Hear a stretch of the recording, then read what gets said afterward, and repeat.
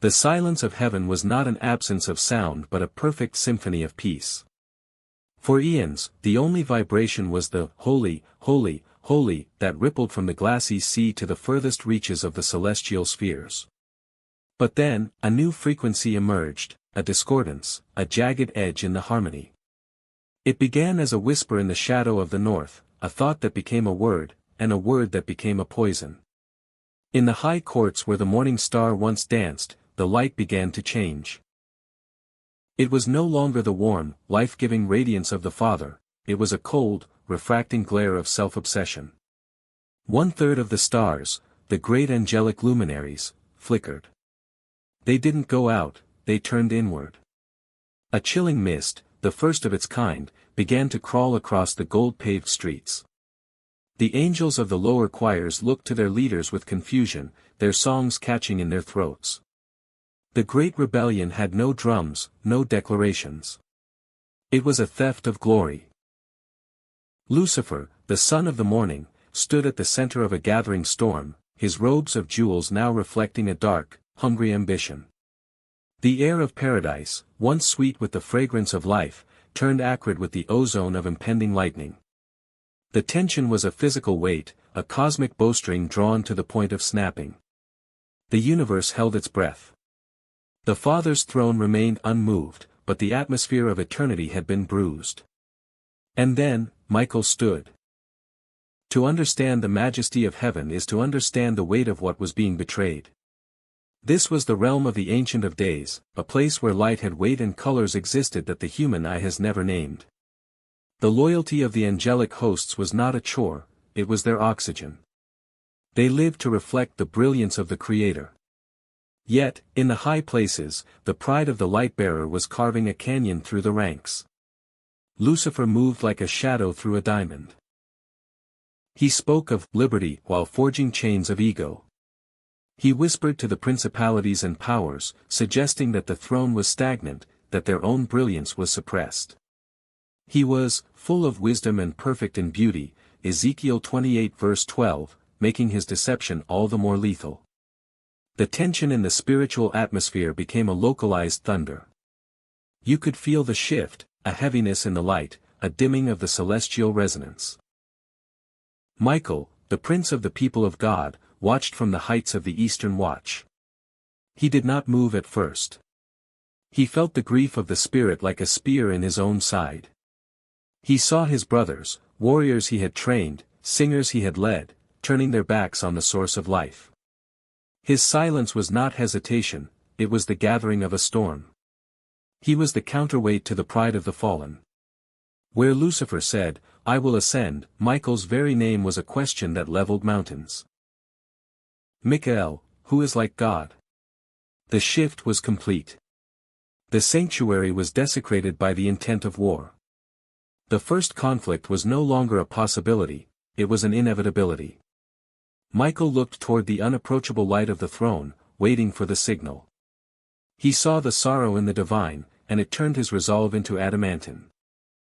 The signal did not come as a shout but as a mandate written in the fabric of existence. The authority was granted. Michael stepped into the center of the great plaza, and as he did, his armor ignited. This was not the fire of destruction but the consuming fire of holiness. The runes on his greaves and breastplate pulsed with a rhythmic blue light that matched the heartbeat of the universe. He raised his right hand, and the trumpet of the Archangel sounded. It was a note that shattered the darkness, a frequency that called every loyal spirit to attention. From the four corners of the New Jerusalem, they came. Ranks beyond number. The seraphim, burning with 6 wings and eyes of flame, the cherubim, massive and terrifying in their power, and the virtues and thrones, moving with the precision of a clockwork galaxy. Sanctify yourselves. Michael's voice was the sound of 1,000 waterfalls, vibrating through the foundations of the heavens. For the glory of the Holy One, we stand. War banners, white as a supernova and etched with the Lamb's seal, were unfurled. The heavenly army assembled in perfect, silent formations. There was no chaos here, only the terrifying beauty of divine order. They stood on the edge of the Jasper Sea, a sea of glass mingled with fire, Revelation 15 verse 2. Michael drew his sword, a blade of pure, condensed starlight that hissed as it met the air. He was no longer just a brother, he was the commander. The air around him distorted from the sheer power he was channeling. The hosts of heaven looked not at the enemy but at their prince, and in his eyes, they saw the reflection of the Father's justice. The march began. And war broke out in heaven. Michael and his angels fought with the dragon, and the dragon and his angels fought, Revelation 12 verse 7. The collision was not a sound but a cataclysm. Light smashed into darkness with the force of 1,000 stars collapsing. This was the war of wills. Weapons forged in the heart of the first sun met blades hammered in the cold forges of the abyss. The sky of heaven, once a steady gold, became a kaleidoscope of violent energy. Michael moved like a streak of lightning through the chaos. He did not fight with rage but with a calculated, holy precision. Every stroke of his sword dismantled a lie, every thrust of his spear shattered a stronghold of pride. He was a whirlwind of silver and gold, his 6 wings creating a vacuum of light that drew the fallen into the path of justice. The dragon, that ancient serpent, finally lunged. Lucifer, now a distorted titan of shadow and jagged scales, sought to strike the commander down. The 2 titans met in the center of the firmament. The clash sent a shockwave that was felt in the foundations of the earth, yet to be fully formed. Who is like God? Michael roared, his voice stripping the scales from the beast. Celestial weapons of fire and thunder clashed. Michael's shield caught a blow that would have cracked a planet, and with a pivot of divine grace, he drove his flaming blade through the darkness. The formation of the heavenly hosts moved like a single organism, a rhythmic tide of righteousness that pushed the shadows back toward the edge of the great deep. There was no gore, only the shedding of light and the unraveling of dark essences. The turning point was reached when Michael seized the standard of the rebellion and snapped it across his knee. The authority of the usurper was broken. The momentum shifted from a battle to an eviction. The weight of the presence of God, channeled through Michael's victory, became an unbearable pressure upon the fallen. They could no longer breathe the air of the heights. The gravity of their own sin began to pull them downward. But they did not prevail, nor was a place found for them in heaven any longer, Revelation 12 verse 8. Michael stood at the precipice of the third heaven. With a final, authoritative gesture of his sword, he commanded the void. The rebels were cast out. They fell like burning meteors, trailing smoke and screams, streaking through the atmosphere of the burgeoning universe. One by one, the lights that had flickered went out as they plummeted into the darkness below. Silence returned to heaven. But it was a heavy silence. The war was over, but the family was fractured. Michael stood at the edge, watching the last of the fallen vanish into the abyss. He did not cheer, he sheathed his sword with a slow, solemn metallic ring. The jasper sea settled. The "Holy, Holy, Holy" began again, but it carried a new depth, a song of deliverance. The authority of God was established, not because it was ever in doubt, but because it had been vindicated in the face of the ultimate challenge. The Father looked upon his commander, and the peace that passes understanding flooded the realms once more. The gates of the New Jerusalem were reinforced with the triumph of the first war. Justice had been done. Michael did not lay down his armor.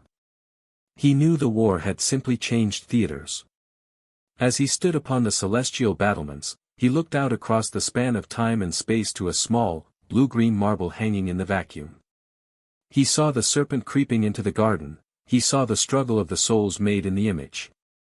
He is the prince who stands watch over the sons of men, Daniel 12 verse 1. His army remains assembled, not in a state of rest, but in a state of readiness. They are the ministering spirits sent to serve those who will inherit salvation, Hebrews 1 verse 14. Behind the veil of the physical world, the commander moves. When a prayer is whispered, Michael's legions stir. When a spiritual stronghold is challenged, the blue light of his sword flickers in the unseen realm. The war in heaven was won, but the battle for souls continues. Michael remains the eternal watchman, his eyes fixed on the horizon of the second coming, when he will once again sound the trumpet to call the elect from the four winds. Until then, he stands as a testament that darkness, no matter how bright it once was, can never overcome the light. The commander is ready. The host is prepared. The victory is written. The war in heaven was won, but the battle for souls continues. The echoes of the Great War have not faded, they have simply moved into the frequency of the human heart. Michael, the Prince of the heavenly host, does not rest on his laurels or dwell on past glories.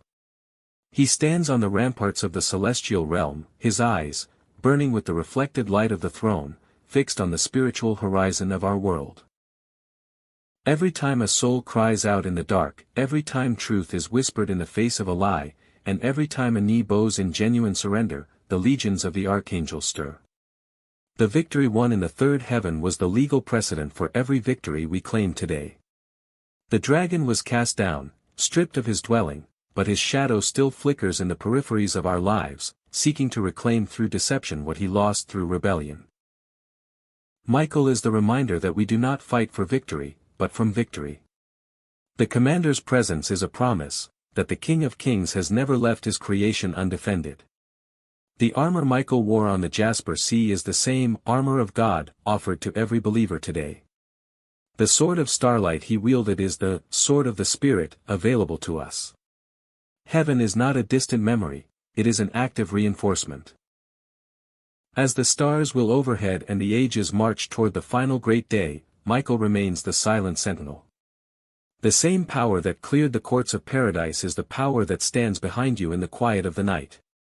The war was won. The authority is established. The King is coming. The war in heaven was won, but the battle for souls continues. The question is, whose side are you standing on? Do not be intimidated by the shadows of this world. Like Michael, stand your ground. Put on the full armor of God, Ephesians 6, and let your, who is like God, be your daily declaration. Subscribe and hit the notification bell to join our battalion as we explore more chronicles of the unseen realm. Comment below with, who is like God, if you are standing with the light today.